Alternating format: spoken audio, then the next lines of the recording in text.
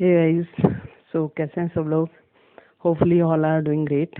Guys, जैसे कि मैंने पहले भी अपडेट किया था, जो आपका एचपी टेट का एग्ज़ाम है वो हो चुका है। ठीक है, मेडिकल का सारे ही हो चुके हैं, नॉन मेडिकल का भी हो चुका है। ठीक है, तो इसमें जैसे कि मैंने बताया था, जो कुछ एक मैंने वीडियोस अभी कुछ ही सिलेबस हमारा कवर हुआ था, ठीक है, अपलोड की थी, चाहे वो एक्सप्लेनेशंस की थी, चाहे आपकी ऑब्जेक्टिव टाइप एमसीक्यूज, तो उसमें से काफ़ी क्वेश्चंस जो थे वो आ चुके थे।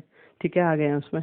तो काउंट करें अबाउट 30 to 40 क्वेश्चन, जिसमें आपकी बायोलॉजी के ज़्यादा थे और केमिस्ट्री के थोड़े कम थे, तो वो आ गए थे। इतने कम सिलेबस में इतने क्वेश्चन कवर होना, ठीक है, that is a great achievement. So it is motivating me also. So let us keep trying hard and keep going well.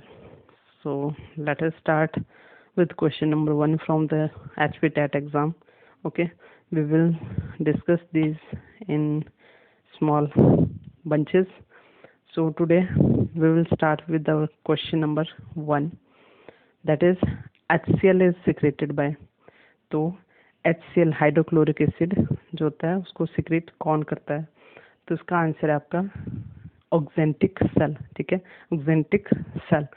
Oxyntic cells को हम और क्या बोलते हैं? इनको हम और बोलते हैं पैराइटल सेल्स। ठीक है, तो ये जो हमारा स्टमक एसिड होता है HCl उसको सिक्रेट करते हैं। ठीक है, उसके बाद next question, joker of the plant kingdom. तो joker of the plant kingdom किसको बोला जाता है? तो गाइस ये आते हैं आपके mycoplasma. Option number B is correct. ये जो माइकोप्लाज्मा होते हैं स्मॉलेस्ट ऑर्गेनिजम्स होते हैं, ठीक है, पीपीएलओ बोला जाता है इनको, pleuro pneumonia like organism, and they are gram negative. Okay, they have DNA which is linear and naked. ठीक है, इसके अलावा इनको जब हम ट्रीट करते हैं तो उसके लिए हम टेट्रासाइक्लिन का यूज़ करते हैं, एंटीबायोटिक का। पेनिसिलिन का इसके ऊपर कोई असर नहीं होता है, because they lack the cell wall, and penicillin जो होती है वो सेल वॉल के ऊपर मेनली अटैक करती है। So question number 3, DNA fragments are. तो जो हमारा डीएनए होता है, ठीक है, उसके फ्रेगमेंट्स के ऊपर कौन सा चार्ज होता है? तो इजी क्वेश्चन है आपका, बट फिर भी कई बार कईयों को डाउट हो जाता है। नेगेटिवली चार्ज्ड डीएनए होता है हमेशा नेगेटिवली चार्ज्ड होता है। ठीक है, इसके अलावा डीएनए के बारे में कुछ एक और चीज़ें, लाइक देखो ये जो सिंगल स्पाइरल होता है इसका, इसकी जो लेंथ होती है दैट इज 34 एंगस्ट्रॉम। ठीक है, अगर हम नैनोमीटर में बात करें तो 3.4 नैनोमीटर। ठीक है, और इसका जो डिस्टेंस है, डायमीटर है या विड्थ है, यहाँ से लेके यहाँ तक दो स्ट्रैंड के बीच में होता है। डीएनए जो होता है डबल स्ट्रैंडेड स्ट्रक्चर होता है। ठीक है, तो इन दोनों के बीच में जो विड्थ होती है, डिस्टेंस होता है, दैट इज 20 एंगस्ट्रॉम। अगर हम इसको नैनोमीटर में आए तो कितना आ जाएगा? 2.0 नैनोमीटर। ओके, अब हम बात करते हैं जो दो हमारे पास बेसिस होते हैं, ठीक है, बेस पेयर होते हैं सॉरी, उनके बीच में ये जो डिस्टेंस होता है ये कितना होता है? तो ये होता है आपका 3.4 एंगस्ट्रॉम, और अगर हम नैनोमीटर करें बात तो 0.34 नैनोमीटर। ठीक है, तो थे कुछ एक इम्पॉर्टेंट चीज़ें इससे रिलेटेड। डीएनए जो होता है, दोबारा बता देती हूँ, नेगेटिवली चार्ज्ड होता है, और सिंगल जो हमारा ये हेलिक्स होता है इसके अंदर आपके टोटल अबाउट 10 बेस पेयर आते हैं। ठीक है, so let's move toward the next question. Nicotine is synthesized in. तो निकोटीन जो होती है उसका सिंथेसिस कहाँ होता है? तो निकोटीन का सिंथेसिस होता है आपका नोट्स में, कई बार आता है क्वेश्चन। ठीक है, सरप्राइजिंगली पूछ लेते हैं उसको। अब निकोटीन मिलती कहाँ से है हमारे को? तो ये मिलती है हमारे को टोबैको प्लांट से, दैट इज निकोटियाना टोबैकम। तो कई बार साइंटिफिक नेम के ऊपर बेस्ड भी क्वेश्चन आ जाते हैं। ठीक है, अब रूट्स में इसका सिंथेसिस होता है, and then through the xylem it is distributed to the shoot part. ठीक है, उसके बाद नेक्स्ट चलते हैं आपका question number 5, the process of conversion of glucose into alcohol is called. तो ग्लूकोज जब भी अल्कोहल में चेंज होता है उसमें हम डालते हैं ईस्ट को। ठीक है, ईस्ट का साइंटिफिक नेम आ गया आपका Saccharomyces cerevisiae, and this process is called fermentation. तो यह आ जाएगा आपका आंसर फर्मेंटेशन, जिसको लुईस पास्चर ने डिस्कवर किया था आई थिंक 1857 में। उसके बाद नेक्स्ट क्वेश्चन देखते हैं। The body of the tapeworm is said to be. तो जो टेपवर्म होता है, ठीक है, जिसको हम क्या बोलते हैं, टीनिया सोलियम भी बोलते हैं मेनली, जो इसकी स्पीसीज है।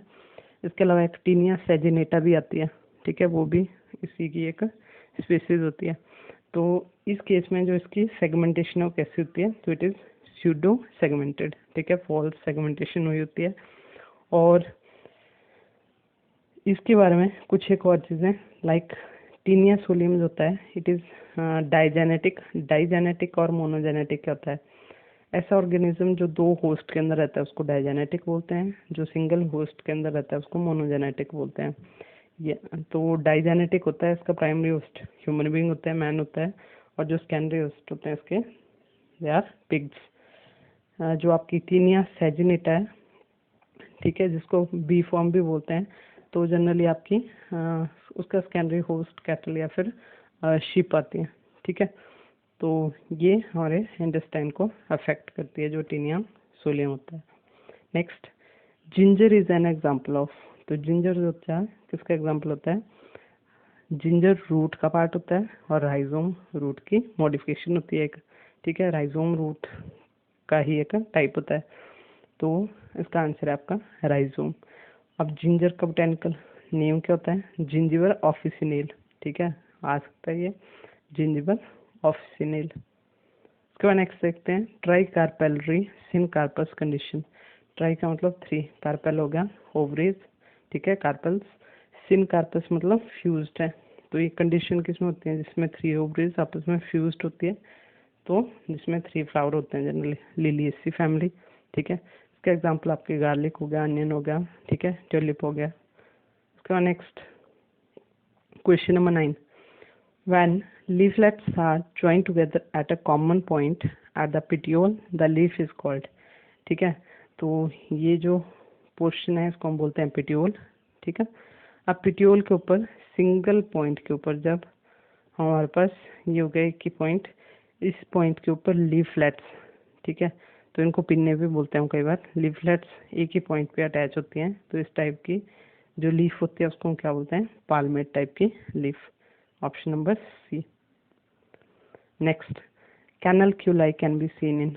तो कैनलक्यूलाई को हम कहाँ देखते हैं, तो ये मिलते हैं आपको बोन में। अब बोन में भी कौन सी बोन, बोन्स के बहुत सारे टाइप्स होते हैं, ठीक है, लाइक कॉम्पैक्ट बोन होती हैं, स्पॉन्जी बोन्स होती हैं। तो जो कॉम्पैक्ट बोन होती हैं उसके अंदर हमारे को मिलते हैं हैवर्सियन कैनल, ये क्वेश्चन अलग से होता है, ठीक है।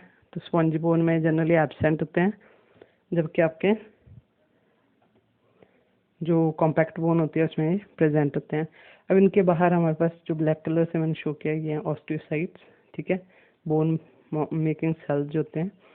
उसके बाद आते हैं आपके ये जो आपको थ्रेड लाइक स्ट्रक्चर दिख रहे हैं, ठीक है, इनको हम बोलते हैं कैनलक्यूलाई। तो ये हैं आपके किसमें, कॉम्पैक्ट बोन के अंदर। Then question number 11, the sugar found in fruits honey and nectar.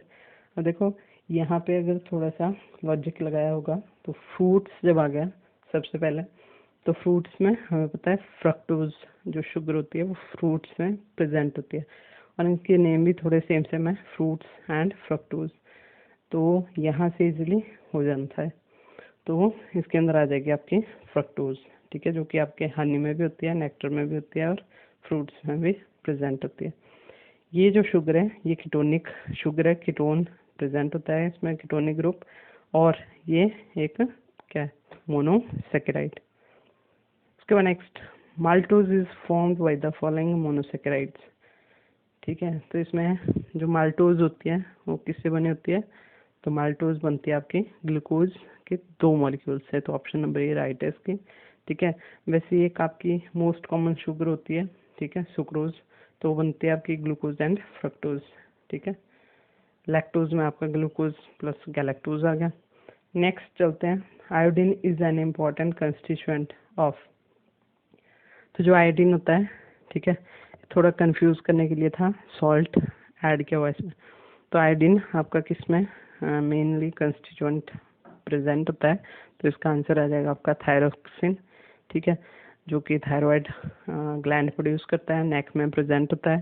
ठीक है, ये आपके 2-3 टाइप के हार्मोन प्रोड्यूस करते हैं, लाइक आपका ट्राईहाइड्रो थायरॉक्सिन, ठीक है, और एक आपका जिसको हम T3 भी बोलते हैं, ट्राइकोनोल-3, एक आपका टेट्राहाइड्रो थायरॉक्सिन, और एक होता है आपका कैल्सिटोनिन। तो ये सारे ये प्रोड्यूस करता है।